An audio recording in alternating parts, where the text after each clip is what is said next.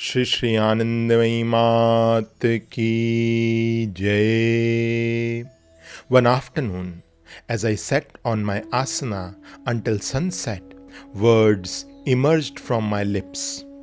They were spoken in a completely different voice, initially in Sanskrit and then in Bengali. A khayal came from within, querying, with whom was this conversation taking place? On its own, the answer emerged like a flash of light illuminating a dark room. With you, yourself.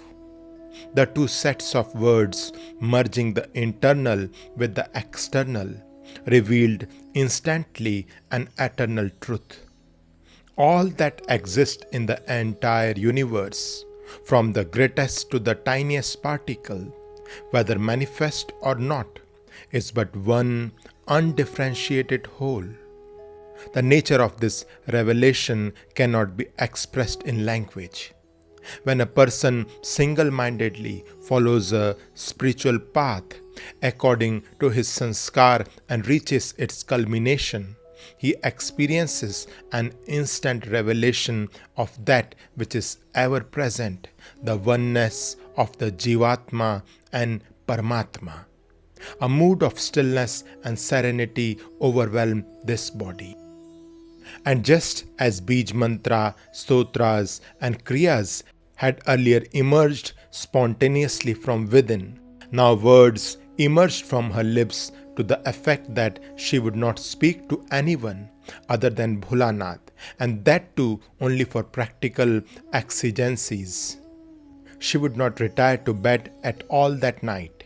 She would fast for the next 3 days. She would not pranam anyone other than Bholanath and numerous other instructions.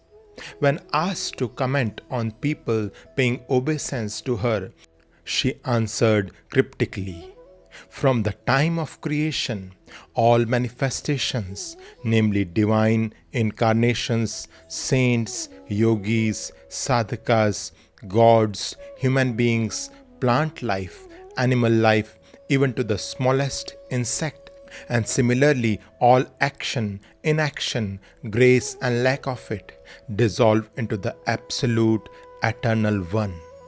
When the self reveals itself as the source of all manifestation, then who is to be paid obeisance?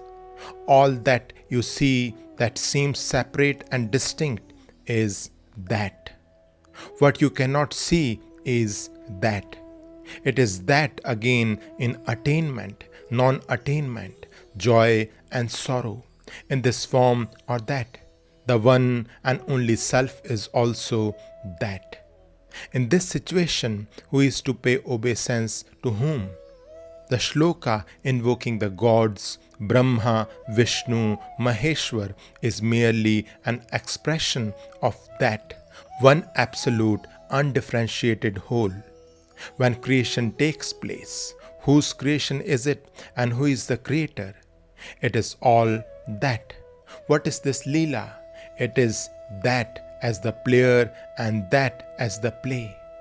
After this realization, no one remains to be saluted, for the one who salutes and the one who is saluted are one.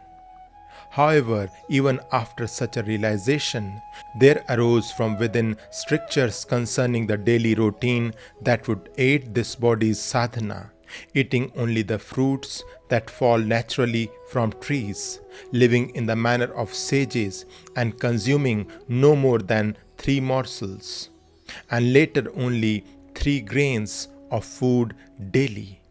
How could this come up again, you may ask? Well, the previous all-pervading state is still veiled by one's own self. Even though the veiling and the veil are but aspects of the self, an expression of the Supreme's total power. This power is manifested in a multitude of practices. For instance, those of the Rishis, Vaishnavas, Shaivas, and Shaktas. However, if you confine yourself to any one of these, then you limit yourself. Ultimately, one must embrace all. But when you are a seeker, you have to pursue a particular path. Shri Shri आनंदमयी मात की जय।